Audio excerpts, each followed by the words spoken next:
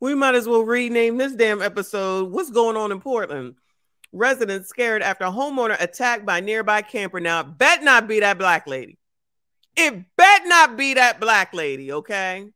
Part of one Southeast Portland neighborhood say their lives have become a nightmare, and they feel like there's nothing they can do to change that. They say the issues stem from people living outside near their homes. They reached out to us hoping to be heard. Foxville's Jeffrey Lindblom has their story for us tonight from Southeast Portland.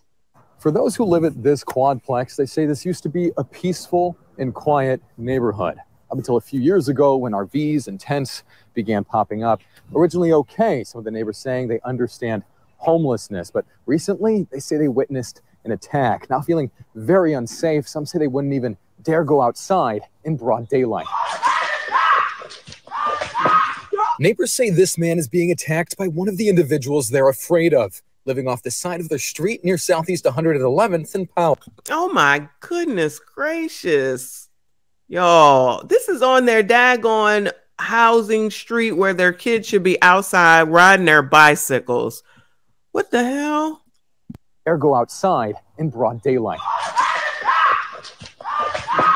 Neighbors say this man is being attacked by one of the individuals they're afraid of, living off the side of their street near Southeast 111th and Powell, something they say would have never happened a few years ago. When I first moved in, it was like a Leave It to Beaver neighborhood. We never had any crime, no issues until the tents started moving in. One by one, they say people in tents began popping up. They say before. Tawanda said there's no problem. Tawanda said, why are you scared of us? You shouldn't be worried about us if I lived in a house just because I live outside. Somebody should have showed her this daggone video. For long, those same people began sleeping in their backyards, stealing things, and even breaking in. It's terrifying. People scream at you, yell at you, threaten you. Threaten me with a knife! Gwen Ingram says police haven't been helpful. We would call, and they'd say, do you want us to come out? Yes, we want you to come out.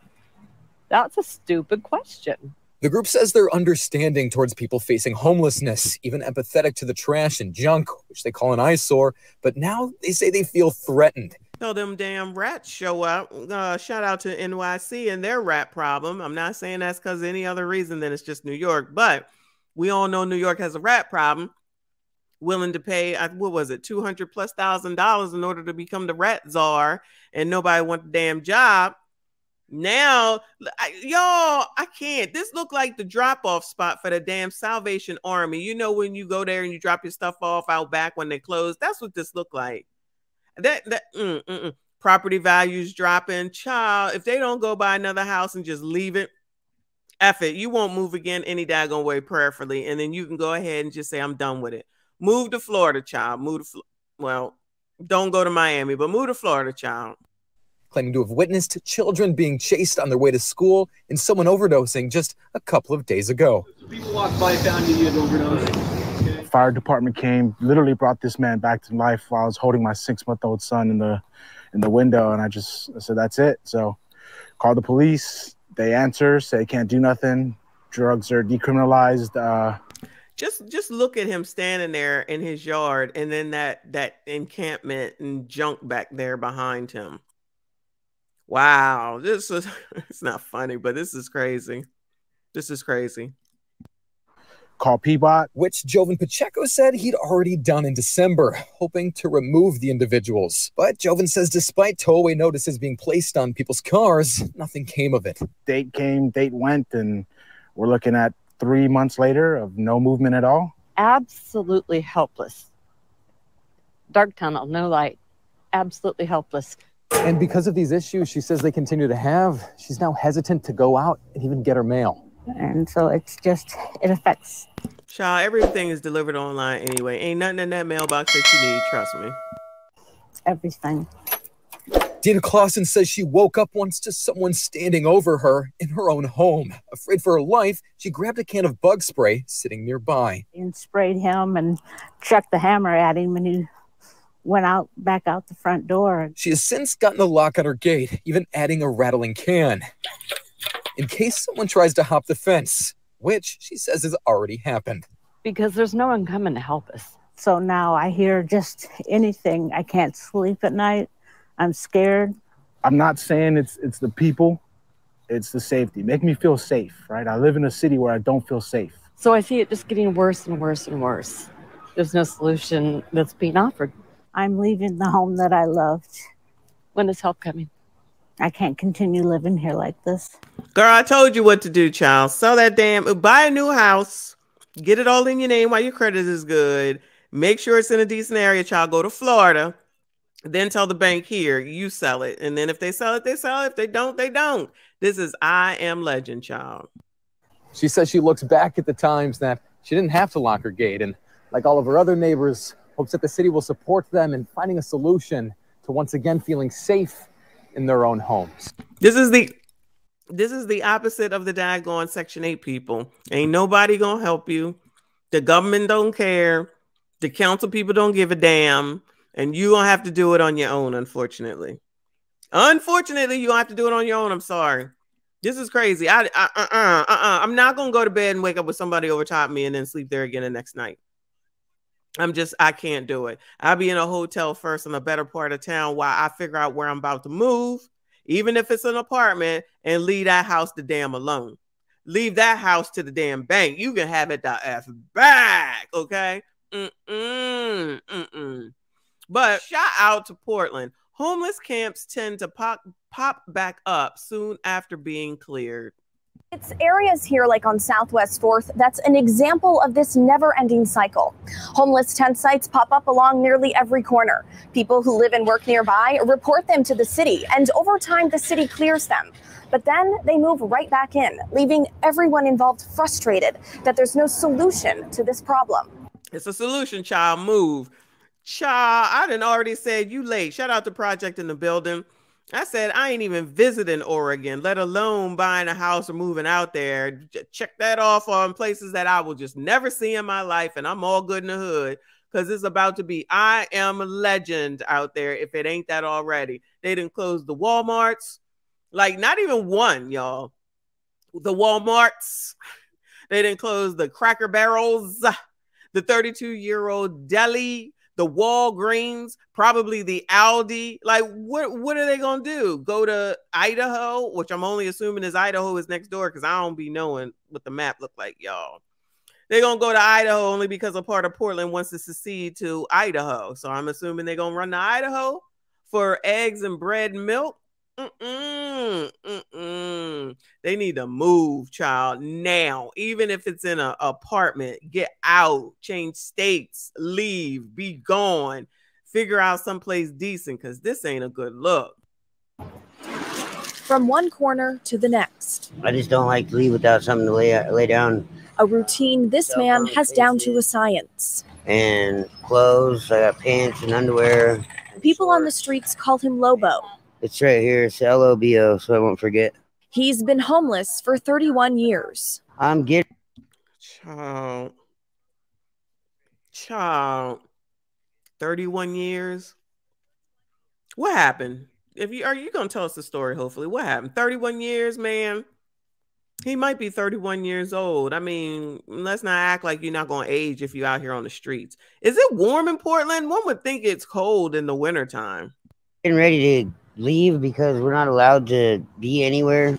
He was sitting outside a business on Southwest Washington when city crews told him to move out. It's demoralizing. It makes me feel like that I'm lower than the lowest of the human class. And this has happened to him more times than he can count. It seems as if they made it illegal to be a person in Portland. At this point, it kind of just seems like a routine, so you don't really think too much about it. Across the street, Jackie James sweeps the sidewalk in front of her tent on Southwest 4th and Stark.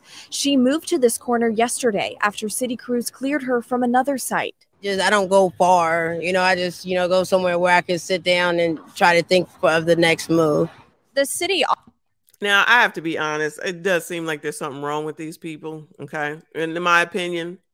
Definitely seems like there's something wrong. I don't know if it's mental issues. I don't know if it's drugs. I don't know what it is, but clearly Portland don't give a damn. Clearly Portland don't give one damn about it. I'm just saying. They better utilize them empty buildings.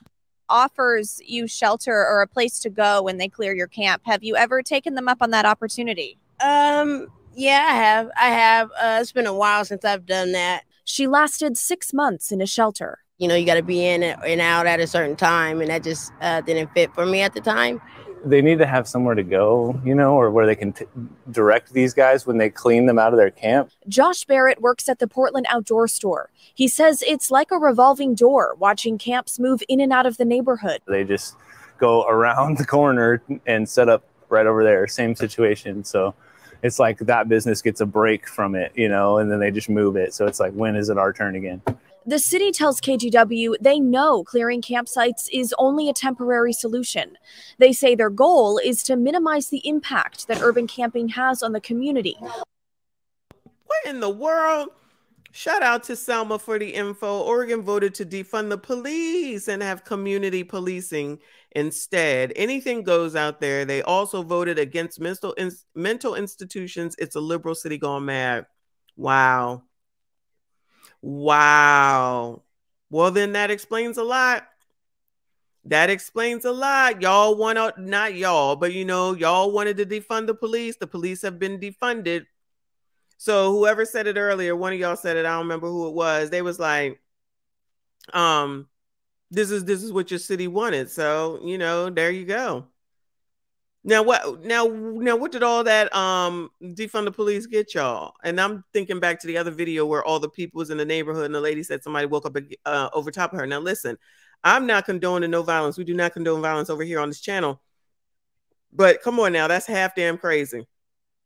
That is half damn crazy. You got the reporter talking to these people. I don't feel like a human. Like, sir, I feel bad for you, but you know, at this point, 31 years. What are they offering out there? Clearly something is not right in Portland. And they just said, F it. They must want the whole damn city cleared out for one reason or another. Sheesh, this is a lot, y'all. I didn't even realize it was this bad. While firmly maintaining that homelessness is not a crime.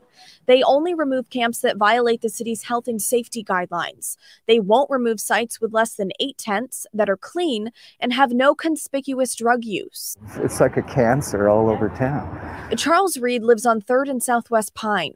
He says a camp outside his apartment has been cleared 3 times since the end of June. It's really disheartening because I don't feel that we're getting the response as taxpayers from the county and the city of Portland. There needs to be a better light. The city says they hope to have a solution one day, but as of right hope. We all know about hope. Keep hope alive. Keep hope alive. Okay. Now, honestly, we know that probably more than likely these homeless people don't know about what's been going along as far as politics are concerned, right? But this is what you get when you defund the daggone police. And like Selma said, anything goes, and clearly anything is going. So now what? Like